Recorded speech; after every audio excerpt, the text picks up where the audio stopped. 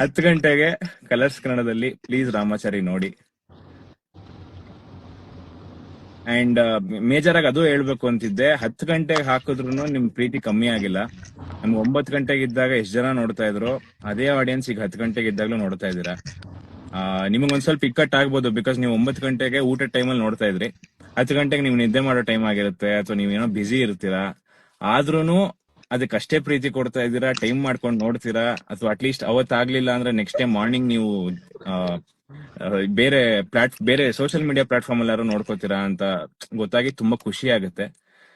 So ಅದನ್ನೆಲ್ಲ ನೋಡಿ it's very nice. And ಸ್ವಲ್ಪ ಕಾರ್ ಓಡಿಸ್ತಾ ಇದೆಯಾ, ನೀನೇ ಓಡಿಸ್ತಾ ಇದೆಯಾ? ಒಂದ್ ಸ್ವಲ್ಪ ಹುಷಾರಾಗಿರೋ. ಹೌದಾ?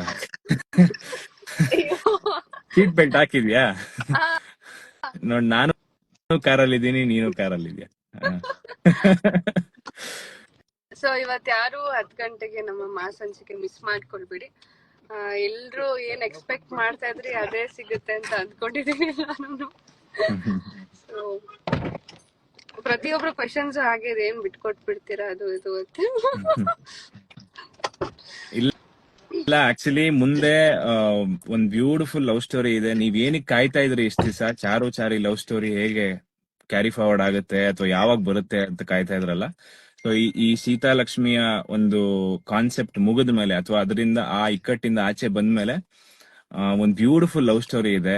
ಅಂಡ್ ಅದು ಹೇಗೆ ಸುಂದರವಾಗಿ ತಗೊಂಡ್ ಬರೀ ಚಾರಿ ಅವರ ಲವ್ ಮೇಲೆ ಹೋಗುತ್ತೆ ಮುಂದೆ ಕತೆ.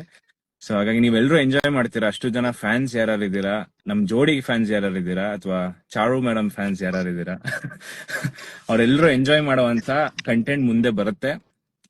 ಮುಂದೆ ಅಲ್ಲ, ನೆಕ್ಸ್ಟ್ ಕಂಟೆಂಟೇ ಅದು. ಸೊ ಹಾಗಾಗಿ ಅದು ಶುರು ಆಗ್ಬಿಡುತ್ತೆ ಈಗ. ಸೊ ನೀವೆಲ್ಲರೂ ಎಂಜಾಯ್ ಮಾಡ್ತೀರಾ. ರಾಮಾಚಾರಿಗೆ ಇಷ್ಟ ದಿವಸ ಸಪೋರ್ಟ್ ಮಾಡಿದೀರಾ. ಅಂಡ್ ಇನ್ನು ಮುಂದೆ ಕತೆ ಇನ್ನೂ ಚೆನ್ನಾಗಿರುತ್ತೆ. ನೀವೆಲ್ಲರೂ ಎಂಜಾಯ್ ಮಾಡೋ ಕಂಟೆಂಟ್. ಸೊ ಹಾಗಾಗಿ ಇನ್ನೂ ಸಪೋರ್ಟ್ ಮಾಡಿ. ನಿಮ್ಮ ಸಪೋರ್ಟ್ ಆಗ್ಲಿ, ಆಶೀರ್ವಾದ ಆಗ್ಲಿ, ಪ್ರೀತಿ ಆಗ್ಲಿ ಹೀಗೆ ಇರ್ಲಿ.